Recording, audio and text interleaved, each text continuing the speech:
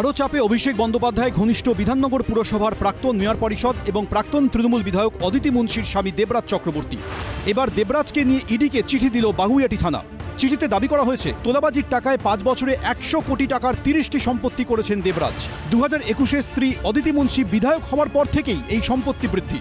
2021-এর আগে এবং 2026-এর পর দেবরাজের পরিবারের সম্পত্তির বিস্তর ফারাক রয়েছে। বাগুইআটি, নিউটাউন, দমদম এবং কালিম্পংয়ে রয়েছে এই সম্পত্তিগুলি।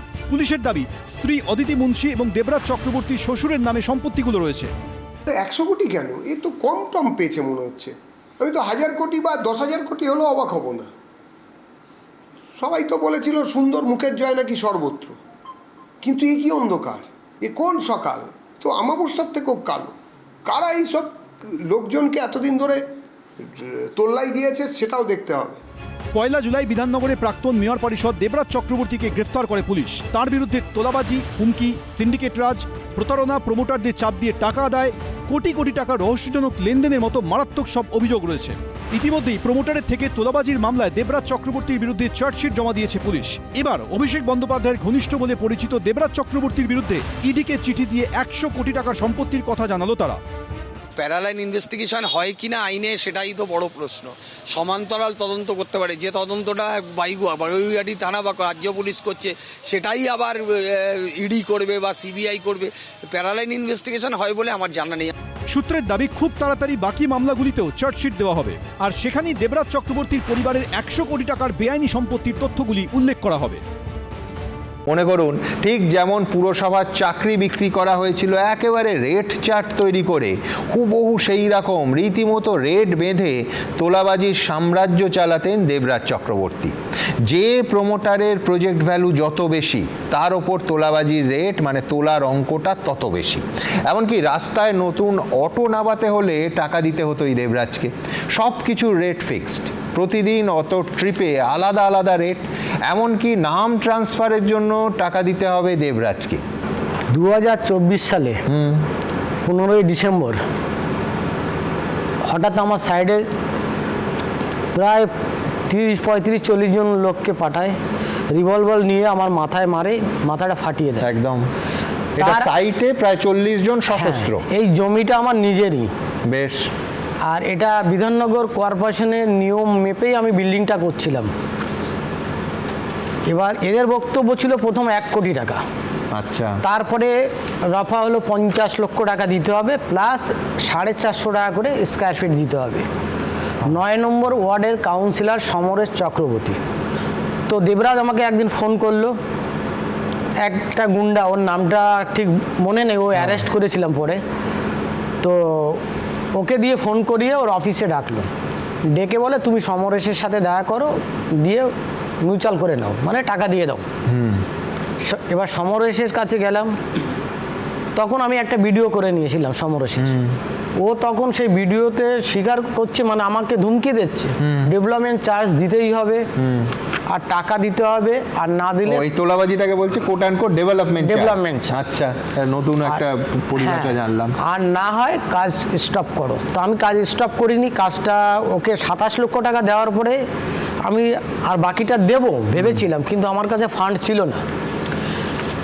1 সপ্তাহ গ্যাপের পরেই লোকজন পাঠিয়ে মাথা ফাটিয়ে দিল, মেরে। অনেকগুলো দিক আছে। হ্যাঁ, আপনারা যেমন বললেন, তখন অনুষ্ঠান করেছিলেন, আমরাও কথা বলেছিলাম একদম।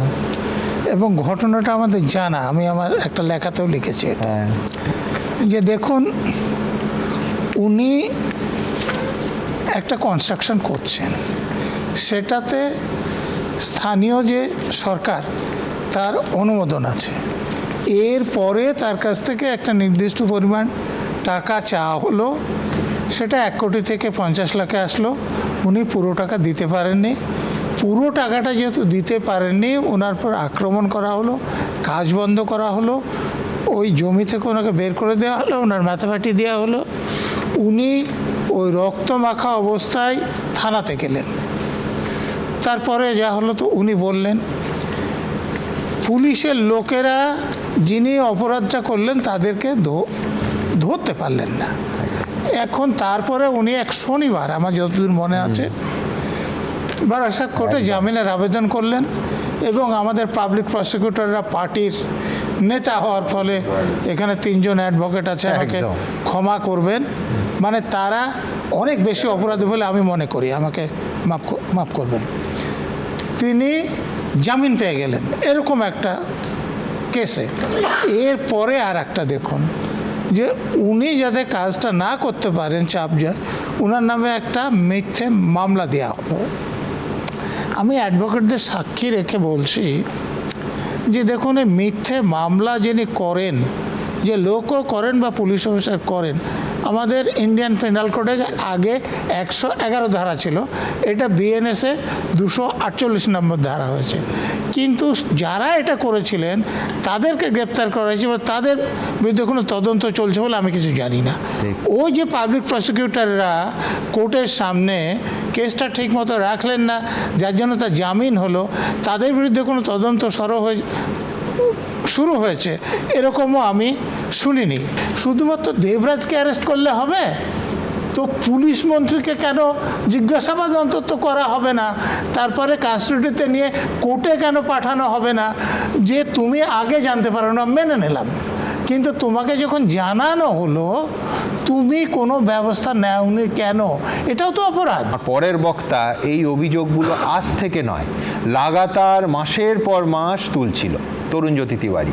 ওর কাছে আমার প্রশ্ন থাকবে যে পুরোটাই কি রাজনৈতিক উদ্দেশ্যে আক্রমণ? মানে ভোটের ময়দানে রাজারহাট গোপালপুর কেন্দ্রের মূল প্রতিদ্বন্দ্বীকে আমায় আক্রমণ করতে হবে, দুর্নীতির অভিযোগ তুলতে হবে, নাকি সত্যি পেশায় আইনজীবী তরুণজ্যোতির হাতে এমন কোনো তথ্য প্রমাণও আছে যে আদালতে এই অভিযুক্ত স্বামী স্ত্রীকে দোষী সাব্যস্ত করা যাবে? মানে ভোটের ময়দানে করা অভিযোগ শেষ পর্যন্ত তরুণ কোর্টে দাঁড়াবে তো? সুমনদা, ফার্স্ট থিং হচ্ছে গানের কথা বললে ওই গান থেকে আরেকটা গান আজকাল বেশি চলছে, যে তোমরা কুঞ্জ সাজাও গো আমার প্রাণনাথ আসিতে পারে। প্রাণনাথ এসেছেন। যাই হোক, অভিযোগ যদি হতো, পুরনো কীর্তন। হ্যাঁ, অভিযোগ যদি হতো তাহলে একটা 3-4 পাতার কমপ্লেন হতো, ছেড়ে দিতাম। ভোটের আগে তো, ভোটের আগের দিন এটা মানে ইলেকশনের ভোট যেদিনকে, তার আগের দিনের প্রেস কনফারেন্স করে দিলাম, তা আমার তো চ্যাপ্টার ক্লোজ ছিল। যা মাইলেজ নেওয়া নিয়ে নিয়েছিলাম, আর ছিল না, ভোটে জিতে গেছিলাম, কে দেবরাজ আমার ভেবে লাভ কী ছিল? তো না সুমনদা, 170 পাতার কমপ্লেন ছিল আমার। 170 পাতা? 170 পাতার মধ্যে টোটাল সব অ্যানেকশন নিয়ে, তার মধ্যে ডিডস অ্যানেক্স ছিল, সম্পত্তির দলিল। অদ্ভুত হয়, মজার ব্যাপার হচ্ছে এর মধ্যে অনেক কথা আছে সুমনদা, অনেক কাহিনী আছে, কথা কাহিনী মিশিয়েই আছে। মানবী পাত্র বলে এক মহিলার নামও আছে। 25/3/2026 ভোটের নমিনেশন ফাইল করার আগে এই বেশিরভাগ প্রপার্টি পাহাড় শুদ্ধ নিয়ে বিক্রি হয়ে গেল এই মানবী পাত্রর কাছে। এবার সেই টাকাগুলো কোথায় গেল তার রিফ্লেকশন অ্যাকাউন্টে নেই। টাকা এর পুরো আইটি ফাইল আমি বের করে রাখলাম, সেগুলোও দিয়েছি আমি। দেবরাজ আগে ভোটে দাঁড়িয়েছিল না, সেগুলোও দিয়েছি। সেখান থেকেও রিফ্লেকশন নেই টাকাটা আসলো কোত্থেকে। জিপ মেরিডিয়ান চলে আসলো, জিপ মেরিডিয়ান আর ফরচুনারের আসলো কোত্থেকে, টাকাটা কি তার সোর্সও কোথাও নেই। তুমি বলে না মানে রাজনৈতিক কি না, না এটা অ্যাবসলিউটলি পার্সোনাল ফাইট। কেন পার্সোনাল ফাইট বলছি আমি? আমাদের একটা ভাই ছিল, ভাইয়ের নাম প্রসেনজিৎ। 2021 একটা বাচ্চা ছেলে, ফুটফুটে ছেলে, বাচ্চা ছেলে মানে অ্যাডাল্ট অবভিয়াসলি, ফুটফুটে ছেলে, পার্টির কর্মী। সে, তার দোষ ছিল 2021 বিজেপি করতো। তার মা গৃহ পরিচারিকার কাজ করেন, তার বাবা হচ্ছে প্যারালাইসিস রোগী, বাড়িতেই থাকেন। তো ছেলেটা বিজেপি কেন করতো? ওকে মারতে আসবে আমার খবর পেয়েছিলাম, সেটাকে সরিয়ে দিয়েছিলাম। দিয়ে বাড়িতে ঢোকে, তখন অবস্থা কী ছিল তোমরা জানো, 21-এ বাড়িতে ঢোকে মাকে পিটায়, মুখ ফুক ফাটিয়ে দেয়। বাবা প্যারালাইসিস, বাবাকেও ছাড়েনি, বাবাকেও পিটায়। বেরোনোর পর বলে যে তোদেরকে মেরে নিয়েছি, তোদের ছেলেকে আর কিছু করবো না, নিয়ে আয়। মা বলে রক্তাক্ত অবস্থা, ছেলেকে কিছু করবেন না তো? আমার এক ছেলে। বলেন না, দেড় লোকজন। দিয়ে ছেলে আসে, পরের দিন সেই একই স্টাইল, গলায় গামছা, ছেলে বাড়ির বাইরে ঝুলছে। প্রচারে যখন আমি প্রচারে যখন আমি গেলাম, কাকিমার সাথে যখন দেখা করলাম, কাকিমার সেই মুখ দিয়ে আওয়াজ বেরোচ্ছে না। ওনার হাজব্যান্ডও মারা গেছিলো পুত্র শোকে, কোভিডের সময় মারা গেছিলো। কোভিডে যখন ভ্যাকসিন আনতে গেছিলো কাকিমা, তার আগে অভিযোগটা দেবরাজের নামে করেছিল। বলেছিল দেবরাজের নামে অভিযোগ করছি যে আবার ভ্যাকসিন দিয়েছে, ওখানে ওকে লাথি মারা হয় লোকের সামনে, কিছু বলেনি। বাবা মারা যায়, কাকিমা একটাই ফাইট ছিল, তার বিচার চাই। গেলাম যখন, কাকিমা জড়িয়ে ধরে যে কান্না, ওই কান্না আমি ভুলিনি। একজন অভিষেক বন্দ্যোপাধ্যায়ের ঘনিষ্ঠ প্রাক্তন মেয়র পারিষদ, তিনি জেলে। আর একজন অভিষেক বন্দ্যোপাধ্যায়ের আপ্তসহায়ক 3 মাস বেপাত্তা থাকার পর প্রকাশ্যে আসতেই সিআইডি দফতরে তার আসা যাওয়া চলছেই। 4 দিনে প্রায় 34 ঘন্টা সিআইডি দফতরেই কাটালেন অভিষেক বন্দ্যোপাধ্যায়ের আপ্তসহায়ক সুমিত রায়। শনি ও রবিবার শালবনীতে জমি দুর্নীতি মামলায় ম্যারাথন জিজ্ঞাসাবাদের মুখোমুখি হয়েছিলেন। সোমবার ডেবরায় চাকরি প্রতারণা মামলায় সিআইডির কাছে হাজিরা দিয়েছিলেন অভিষেক বন্দ্যোপাধ্যায়ের আপ্তসহায়ক সুমিত রায়। আর মঙ্গলবার আরও একবার শালবনীতে জমি দুর্নীতি মামলায় সুমিত রায়কে 8 ঘন্টা জিজ্ঞাসাবাদ করল সিআইডি। বুধবার সকাল 10টায় ফের এই মামলায় তলব করা হলো তাকে।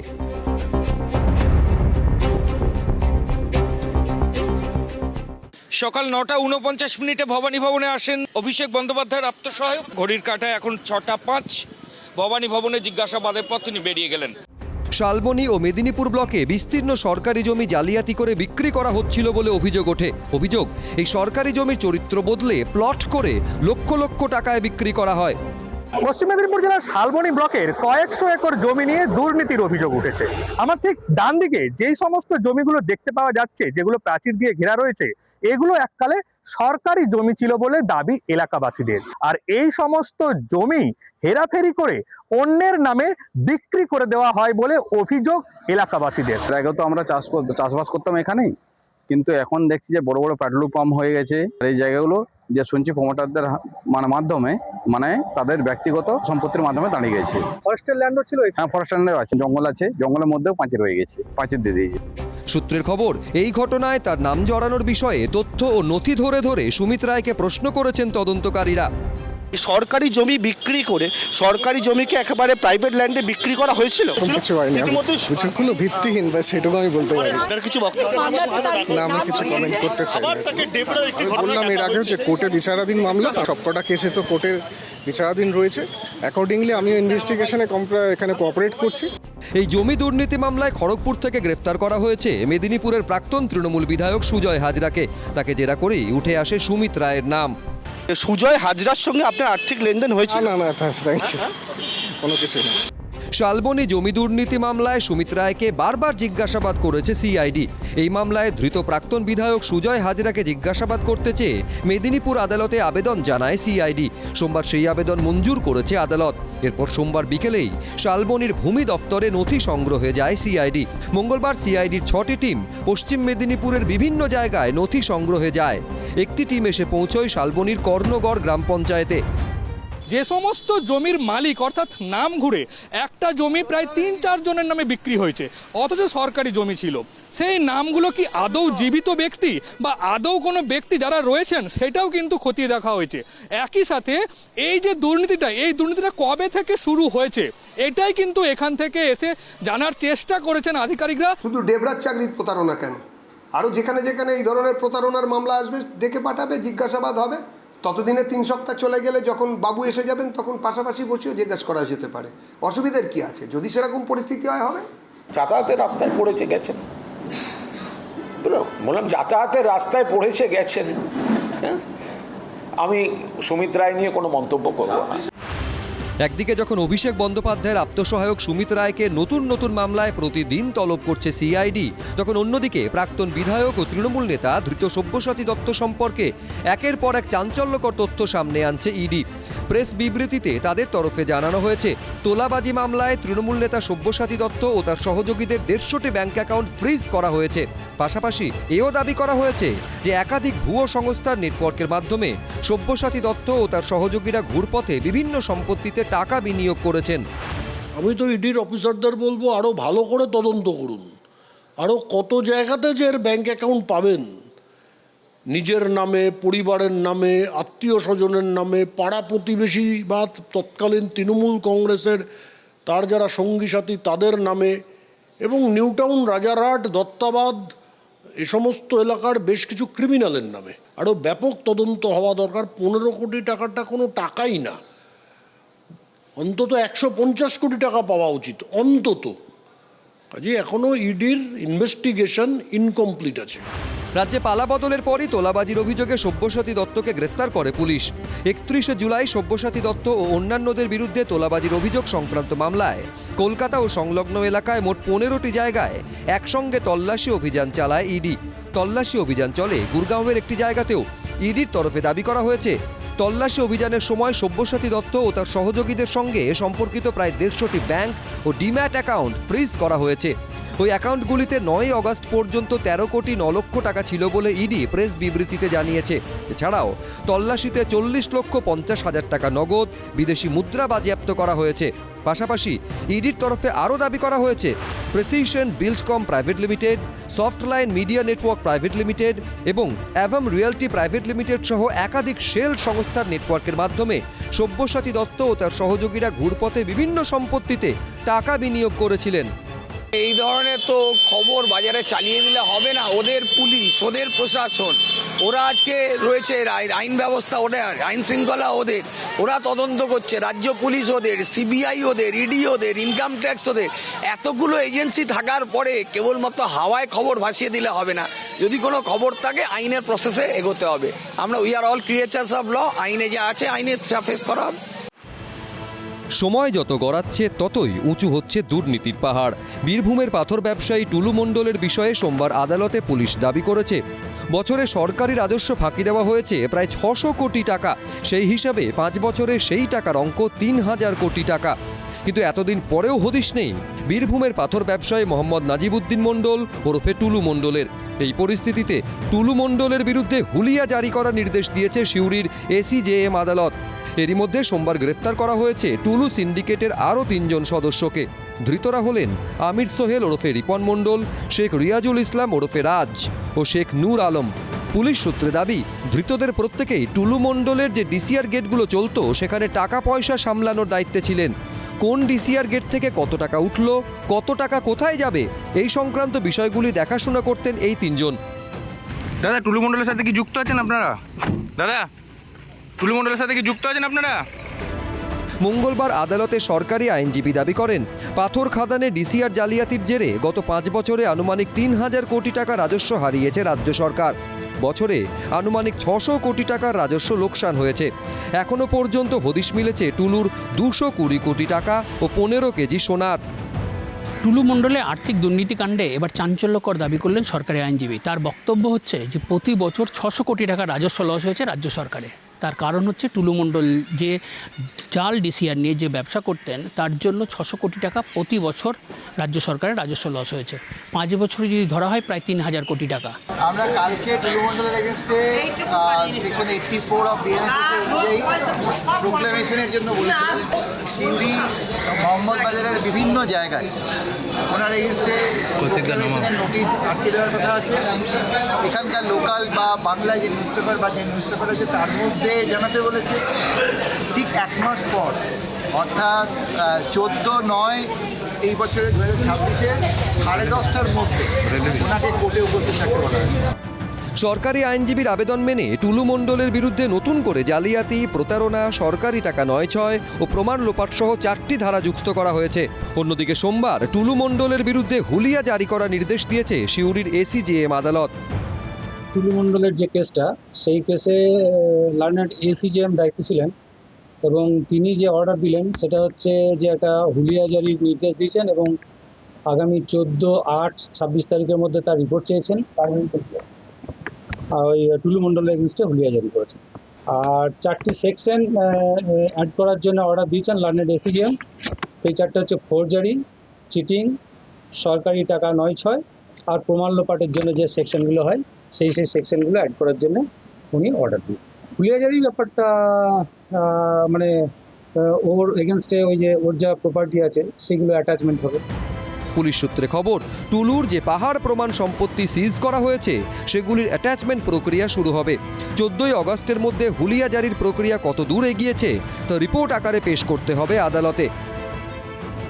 হুলিয়া জারি হয়েছে, এখনো পর্যন্ত শেষ পর্যন্ত পাওয়া আপনাদেরই কোনো চ্যানেলে আমি দেখছিলাম, সেই মনে হচ্ছে যেন ইউরি গ্যাগারিন কিংবা রাকেশ শর্মার মতন এখন অমুক পয়েন্ট থেকে তমুক পয়েন্টের দিকে এগিয়ে যাচ্ছেন। আমরা দেখলাম দুবাই থেকে উনি নাকি তুর্কির দিকে এগিয়ে যাচ্ছেন। তো চিন্তা করবেন না, এ তো নতুন ভারত, ডাবল ইঞ্জিন সরকার। এই সরকারও ওই ভারত সরকারেরই মতনই একটা অংশ, রাজ্যের অংশ। সেই রাজ্য সরকার কেন্দ্রকে নিশ্চয়ই জানাবে, যাতে কিনা যেখানেই থাকুক না কেন আমরা তো শুনেছিলাম নয়া ভারত হ্যায়, ঘুষেগা ভি লটায়কা ভি। এটা প্রশাসনিক ব্যাপার। আইনে যদি কাউকে খুঁজে না পাওয়া যায় বা কিছু হয়, তদন্তকারী এজেন্সি যদি চায়, কোর্ট যেটা মনে করেছেন সেটা করেছেন। টুলু মণ্ডলের টাকার পাহাড়ের ছবি আগেই সামনে এসেছে। এখনো পর্যন্ত তার 220 কোটি টাকার সম্পত্তির হদিশ পেয়েছে পুলিশ। টুলুর দুর্নীতির তহবিল নিয়ে যখন রাজ্য রাজনীতিতে জোর চর্চা চলছে, তখন সুপ্রিম কোর্টে হয়ে গেল তৃণমূলের তহবিল নিয়ে জোড়া মামলার শুনানি। দলের তহবিলে থাকা কোটি কোটি টাকা কার দখলে যাবে? মমতা বন্দ্যোপাধ্যায়ের কালীঘাট তৃণমূল নাকি ঋতব্রত তৃণমূলে? এ নিয়ে জল্পনার মাঝেই মঙ্গলবার তৃণমূলের অ্যাকাউন্ট ফ্রিজ নিয়ে জোড়া মামলার শুনানি ছিল সুপ্রিম কোর্টে। সেখানে ফ্রিজ করা নেই এমন 3টি অ্যাকাউন্টে থাকা 120 কোটি টাকা কালীঘাট তৃণমূল ব্যবহার করতে পারবে বলে অনুমতি দিল সর্বোচ্চ আদালত। কিন্তু তাতে ঘোরতর আপত্তি জানালো ঋতব্রত তৃণমূল। শেষে এই নিয়ে ঋতব্রত তৃণমূলকে হাইকোর্ট নিযুক্ত স্পেশাল অফিসারের দ্বারস্থ হতে বলেছে সুপ্রিম কোর্ট। অর্থাৎ তহবিল মামলায় এদিন তেমন কোনো স্বস্তিই পেল না কালীঘাট তৃণমূল শিবির। তৃণমূল আমলে দলীয় তহবিল থেকে সন্দেহজনক লেনদেনের অভিযোগে 3টি অ্যাকাউন্টে থাকা 440 কোটি 42 লক্ষ টাকা ফ্রিজ করে দেয় ইডি, যাকে চ্যালেঞ্জ করে সুপ্রিম কোর্টে মামলা দায়ের করে কালীঘাট তৃণমূল শিবির। এদিন সেই মামলার শুনানি ছিল সুপ্রিম কোর্টের বিচারপতি MM সুন্দ্রেশ এবং বিচারপতি প্রসন্ন ভি ভরলের বেঞ্চে। শুনানির শুরুতেই কালীঘাট তৃণমূলের আইনজীবী বলেন, তাদের সব অ্যাকাউন্ট ফ্রিজ করে দেওয়ায় তারা দলের দৈনন্দিন খরচ চালাতে পারছেন না। 164 কোটি টাকার লেনদেন নিয়ে অভিযোগ উঠেছে, কিন্তু ইডি তাদের 400 কোটি টাকারও বেশি ফ্রিজ করে রেখেছে। 215 জন কর্মীকে বেতন বাবদ মাসে 51 কোটি টাকা দিতে হয়। এছাড়াও 17টি পার্টি অফিসের ভাড়া বাবদ মাসে দিতে হয় 1 কোটি টাকা। সেই সময় অতিরিক্ত সলিসিটর জেনারেল বলেন, ইন্ডিয়ান ব্যাংকের 3টি অ্যাকাউন্ট ফ্রিজ করা হয়নি, তাতে 120 কোটি টাকা রয়েছে, সেই টাকা দৈনন্দিন খরচের জন্য ব্যবহার করা যেতে পারে। তখন এর বিরোধিতা করা হয় ঋতব্রত তৃণমূল শিবিরের তরফে। তাদের আইনজীবী বলেন, কে আসল তৃণমূল তা নিয়ে সিদ্ধান্ত এখনো নির্বাচন কমিশনে বিবেচনাধীন রয়েছে। এটা আমাদের পক্ষে খুশি হওয়ার ব্যাপার, তাই কারণ আমরাই তো আসল তৃণমূল, বাকিগুলো তো নকল তৃণমূল, দলছুট বিশ্বাসঘাতক তৃণমূল। আমাদের যে খরচ করার অনুমতি দিয়েছে সুপ্রিম কোর্ট, এটা আমাদের কাজের সুবিধা হয়। তারপর হাইকোর্টে বিচার হোক, হাইকোর্ট যা বলবে সেটাই ঠিক থাকবে। আমরা একটা ধাপ এগিয়ে গেলাম। এর আগে ইডির তৃণমূলের ব্যাংক অ্যাকাউন্ট ফ্রিজের ঘটনাকে চ্যালেঞ্জ করে হাইকোর্টে দ্বারস্থ হয়েছিল কালীঘাট তৃণমূল। সেই মামলায় কয়েকটি শর্ত বেঁধে বিচারপতি সৌগত ভট্টাচার্য নির্দেশ দেন, দৈনন্দিন কাজ ও মামলার খরচ চালানোর জন্য 3টি অ্যাকাউন্ট ব্যবহার করা যাবে, তবে অ্যাকাউন্টগুলি পরিচালনার ভার কালীঘাট তৃণমূলের হাতে থাকবে না। সেগুলি পরিচালনা করবেন আদালতের নিয়োগ করা একজন স্পেশাল অফিসার। এদিন হাইকোর্টের সেই নির্দেশকে চ্যালেঞ্জ করে সুপ্রিম কোর্টে দ্বারস্থ হয়েছিল ঋতব্রত তৃণমূল শিবির। তাদের আইনজীবী বলেন, নির্বাচনে হারের পর 15 দিনের মধ্যে দলের অ্যাকাউন্টে 360 কোটি টাকা জমা পড়ে। সেই লেনদেন সন্দেহজনক মনে হওয়ায় পুলিশের দ্বারস্থ হন তারা। এরপরই পুলিশ 6টি ব্যাংক অ্যাকাউন্ট ফ্রিজ করে দেয়। ঋতব্রত তৃণমূল শিবির দাবি করে, কে আসল তৃণমূল সেই সিদ্ধান্ত বর্তমানে নির্বাচন কমিশনে বিবেচনাধীন। এই অবস্থায় হাইকোর্ট কালীঘাট তৃণমূলকে ফ্রিজ না হওয়া অ্যাকাউন্টে টাকা ব্যবহারের নির্দেশ দিয়ে অগ্রাধিকার দিয়েছে। যদিও এই বিষয়টিতে হস্তক্ষেপ করতে চায়নি সুপ্রিম কোর্ট। এ নিয়ে 9 জুলাই হাইকোর্টে দেওয়া নির্দেশ অনুযায়ী নিযুক্ত স্পেশাল অফিসারের দ্বারস্থ হয়ে সেখানে কালীঘাট তৃণমূলকে তহবিলের টাকা ব্যবহারে তাদের আপত্তির কথা ঋতব্রত তৃণমূলকে জানানোর জন্য নির্দেশ দিয়েছে সুপ্রিম কোর্ট। এই যে বলা হচ্ছে যে প্রসিডস অফ ক্রাইম, সেই জিনিসটাকে পুরোপুরি সুপ্রিম কোর্ট রুল আউট যদি করে দিত, তাহলে সুপ্রিম কোর্টটা ক্লিয়ার ম্যান্ডেট দিত পিটিশনারের পক্ষে। সুপ্রিম কোর্ট বলেছে যে আমরা এই বিষয়ে কোনো কথা শুনবো না, নাম্বার 1। নাম্বার 2, আপনাদের যা কিছু ডিটেইল ডিসকাশন আছে আপনারা হাইকোর্টে গিয়ে করুন, কারণ হাইকোর্ট এই বিষয়ে একটা ক্লিয়ার অপিনিয়ন দিয়েছে যে পিটিশনার যারা ছিলেন তারা সুপ্রিম কোর্টে গিয়ে কোনো রিলিফ পাননি। সুপ্রিম কোর্টে পরাজয় ঘটেছে, কোনো রিলিফ না পেয়ে আবার তারা হাইকোর্টে ফিরে আসছেন অলমোস্ট যেখানে ছিল। বিজেপি আবার সব টাকা বাজেয়াপ্ত করে মানুষকে ফিরিয়ে দেওয়ার কথা বলছে। তৃণমূল মানেই টাকা, টাকা মানেই তৃণমূল। দুর্নীতি আর তৃণমূল সমর্থক শব্দ, সেই জন্য মৃতই হোক কিংবা ঋতই হোক, লড়াই আসলে ওই 1 ডজনের বেশি অ্যাকাউন্টে যে কয়েক হাজার কোটি টাকা পড়ে আছে তার দখলদারি নিয়ে। ভাবতে পারেন, একটা দল হেরে গেছে, তারপরেও শুনছি সেই তহবিলে 360 কোটি টাকা এসেছে। আসলে এই টাকাগুলো পাচারের টাকা, মানুষের সম্পদ লুট করার টাকা, সোশ্যাল ওয়েলফেয়ার প্রজেক্টের টাকা। আমরা চাই এই সমস্ত টাকা বাজেয়াপ্ত করা হোক এবং মানুষের টাকা মানুষকে ফিরিয়ে দেওয়া হোক। তহবিল মামলায় কালীঘাট শিবির সেভাবে স্বস্তি না পেলেও তার বিরুদ্ধে সব মামলায় রক্ষা কবচের আবেদনে কিছুটা সাড়া পেলেন অভিষেক বন্দ্যোপাধ্যায়। মঙ্গলবার তার বিরুদ্ধে হওয়া যাবতীয় মামলায় রক্ষা কবচ চেয়ে কলকাতা হাইকোর্টে দ্বারস্থ হন অভিষেক বন্দ্যোপাধ্যায়। সেই মামলায় তাৎপর্যপূর্ণ মন্তব্য করলেন বিচারপতি সৌগত ভট্টাচার্য। সরকারি আইনজীবী রক্ষা কবচের বিরোধিতা করতেই বিচারপতি বলেন, তৎকালীন বিরোধী দলনেতা শুভেন্দু অধিকারীকে একসঙ্গে 10-15টির বেশি মামলায় রক্ষা কবচ দিয়েছিল আদালত, আর এখন আপনারা বলছেন যে এটা করা ঠিক নয়।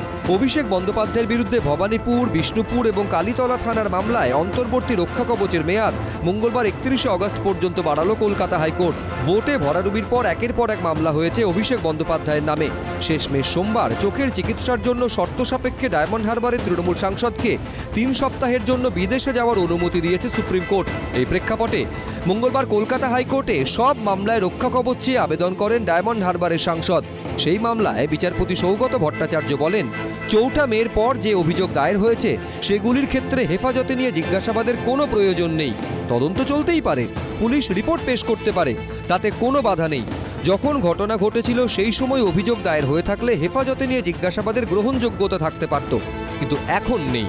তখন বিজেপি নেতা অভিজিৎ দাস ববির তরফে আইনজীবী জয়ন্ত নারায়ণ চট্টোপাধ্যায় বলেন, চৌঠা মের পরেও অভিষেক বন্দ্যোপাধ্যায় অত্যন্ত প্রভাবশালী। তিনি 25টি ব্যাগ নিয়ে আমেরিকা চলে গেছেন, তদন্তে সহযোগিতা করবেন কিনা জানা নেই। তখন বিচারপতি জানতে চান, এখনও কি অভিষেক বন্দ্যোপাধ্যায় হুমকি দিচ্ছেন? অভিজিৎ দাস ববির তরফে আইনজীবী জানান, প্রকাশ্যে হুমকি দিচ্ছেন। 18 জুলাই দক্ষিণ 24 পরগনা জেলা প্রশাসনের নির্দেশে আমতলায় অভিষেক বন্দ্যোপাধ্যায়ের সাংসদ অফিস ভাঙা শুরু হয়। পরে আদালত তাতে স্থগিতাদেশ দেয়।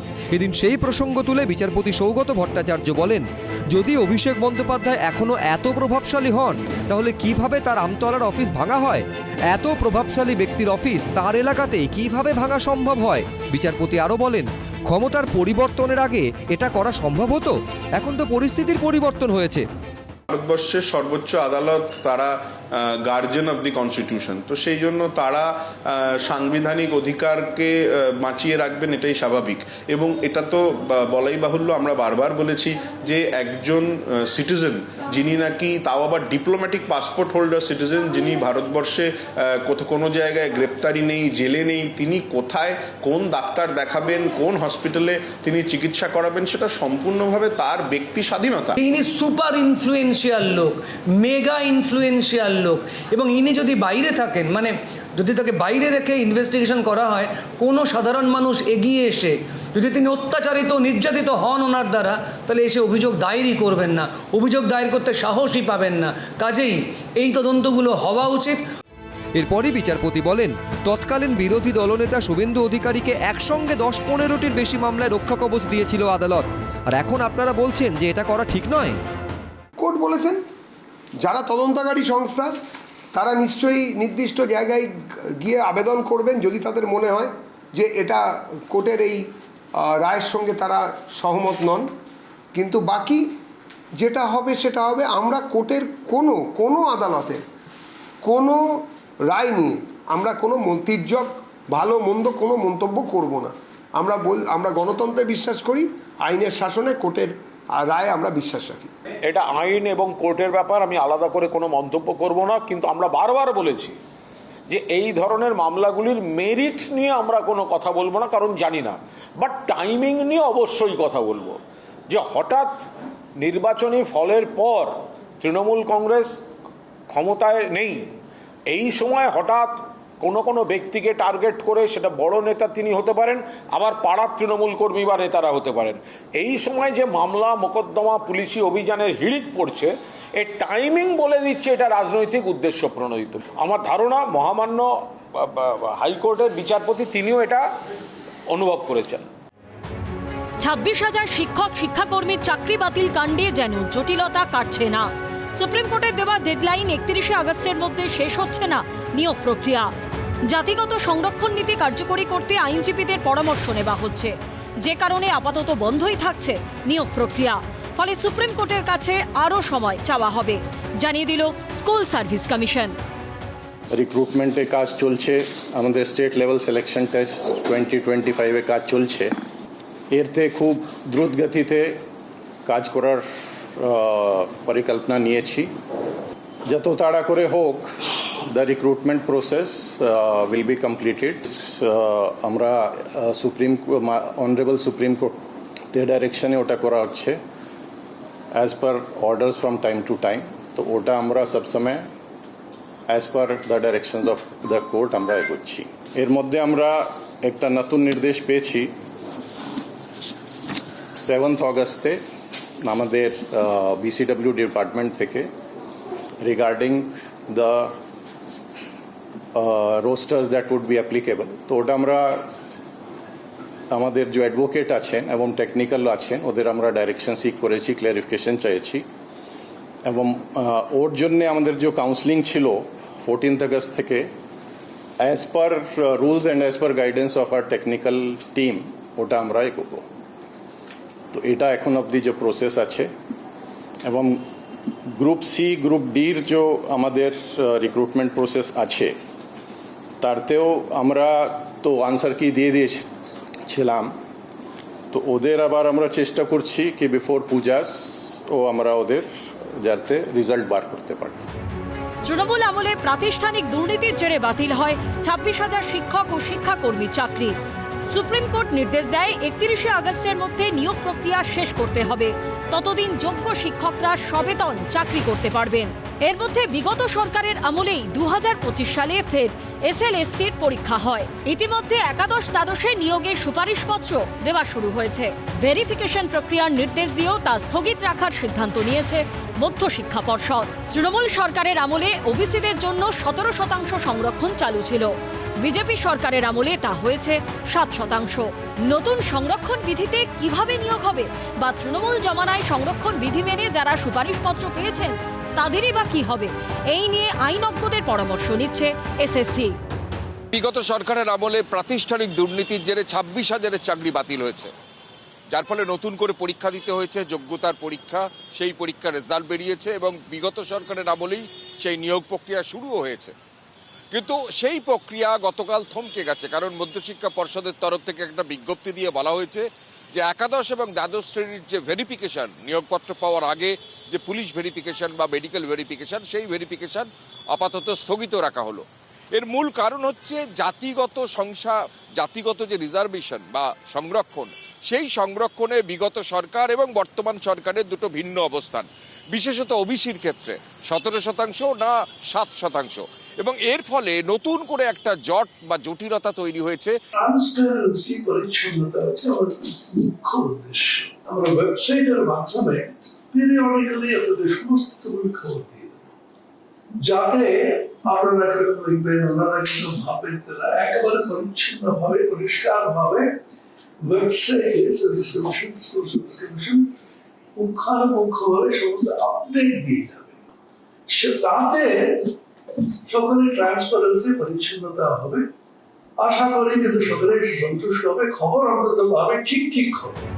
তাহলে এবার কি হবে? নতুন করে চিন্তায় পড়েছেন যোগ্য শিক্ষকরা। ওবিসি রিজার্ভেশন নিয়েই চাকরি পেয়েছিল তৎকালীন সময় শিক্ষাকর্মীরা। শিক্ষকদের ক্ষেত্রে 31শে আগস্ট পর্যন্ত চাকরি আছে। রাজ্য সরকার অতি দ্রুত সুপ্রিম কোর্টে এক্সটেনশনে যাক এবং এক্সটেনশনে গিয়ে তারা ক্লারিফিকেশনও চাইতে পারে। SLST 2025 নামক যে পরীক্ষা হয়েছে, সেই পরীক্ষায় অংশগ্রহণকারী 2016 সালে যারা ছিলেন তাদেরকে অ্যাফোর্সেড পোস্টে আলাদা করেও নিয়োগ দেওয়া সম্ভব। সেই বিষয়ে তারা ক্লারিফিকেশন চাইতে পারেন। সুতরাং আজকের যে ওবিসি সংক্রান্ত বিষয়ে যে নোটিফিকেশন, সেই নোটিফিকেশনের পরিপ্রেক্ষিতে আমাদের সুস্পষ্ট বক্তব্য, SLST 1 এবং RLST 3 তাদের যে কোনো মূল্যে যোগ্য চাকরি ফেরাতে হবে। আমরা রাজ্যের মুখ্যমন্ত্রীকে করজোড়ে নিবেদন করছি যে স্যার আপনি আমাদের বাঁচান। আগের সরকারের যে পাহাড় প্রমাণ দুর্নীতি, তার জন্য আমরা আমাদের যোগ্যতায় পাওয়া চাকরিটা হারিয়েছি। সুপ্রিম কোর্ট এই মাসের 2026 সালের 31শে আগস্ট পর্যন্ত সময় দিয়েছিল পুরো নিয়োগটা সম্পন্ন করার জন্য, কিন্তু বিভিন্ন কারণের জন্য সেটা হয়ে ওঠেনি। তারপরে ওবিসি মামলার জন্য গতকাল মধ্যশিক্ষা পর্ষদ থেকে পুরো প্রসেসটা স্থগিত রাখার জন্য একটা নোটিশ দেওয়া হয়েছে। যদি 31শে আগস্টের পর আমাদের বেতন বন্ধ হয়ে যায়, আমরা কিন্তু সব শেষ হয়ে যাব।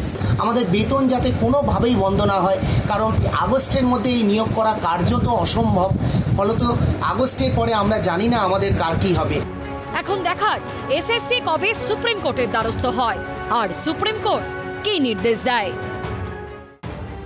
শূন্যপদ পূরণের প্রক্রিয়া শুরু করেছে পাবলিক সার্ভিস কমিশন বা পিএসসি। 30শে জুলাই শূন্যপদ পূরণ নিয়ে বিভিন্ন এজেন্সির সঙ্গে বৈঠক হয়। সেখানে শূন্যপদ পূরণের বিষয়ে প্রয়োজনীয় নির্দেশ দেওয়া হয়েছে। পিএসসিতে প্রায় 18,000 শূন্যপদ রয়েছে। ইতিমধ্যে যে নিয়োগ পরীক্ষাগুলো হয়েছে খুব তাড়াতাড়ি তার ফল বের করা হবে। পিএসসির দাবি কয়েক সপ্তাহের মধ্যেই বয়সে যে ছাড় দিয়েছে নতুন সরকার সেই অনুযায়ী প্রায় 8,000 শূন্যপদ পূরণ করা হবে।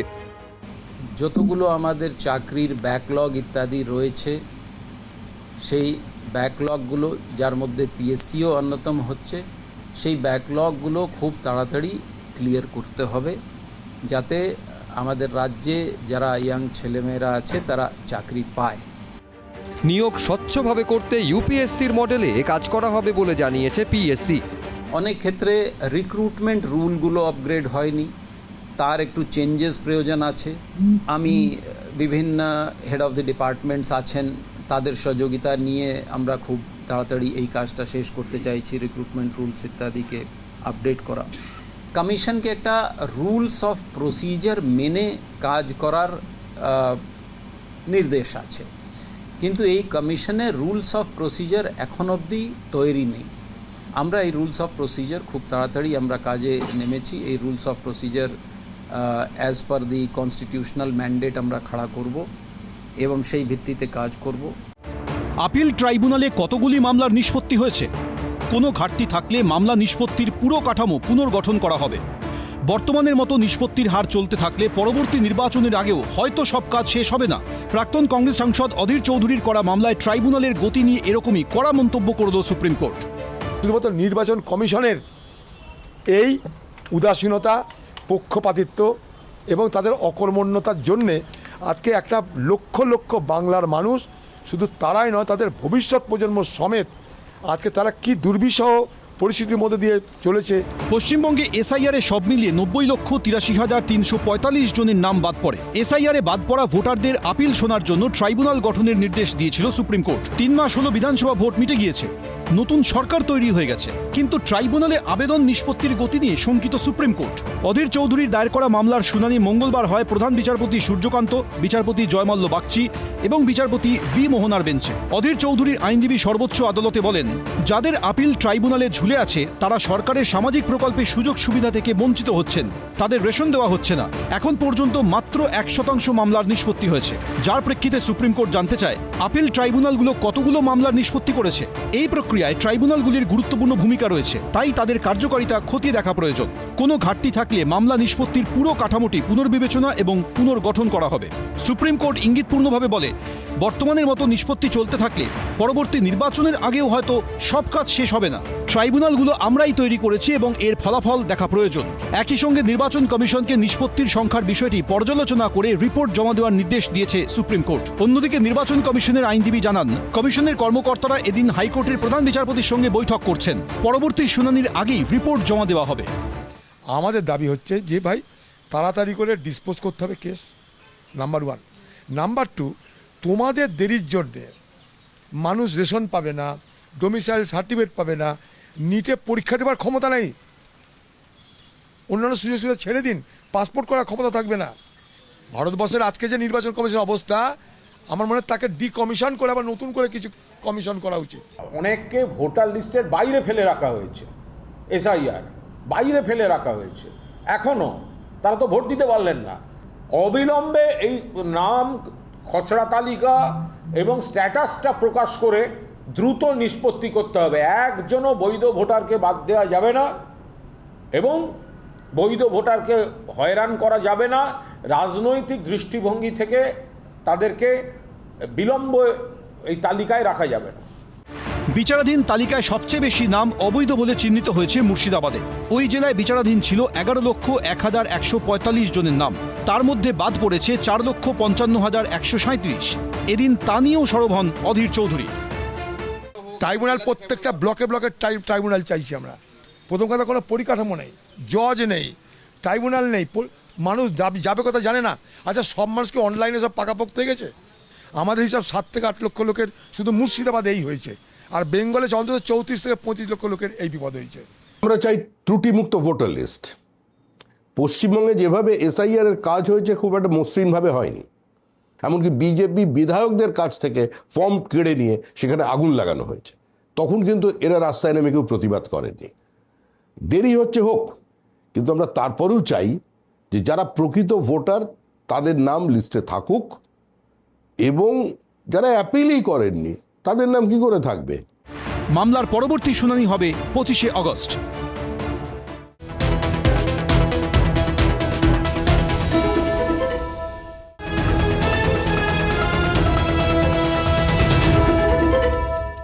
এবিপি আনন্দ, এগিয়ে থাকে, এগিয়ে রাখে।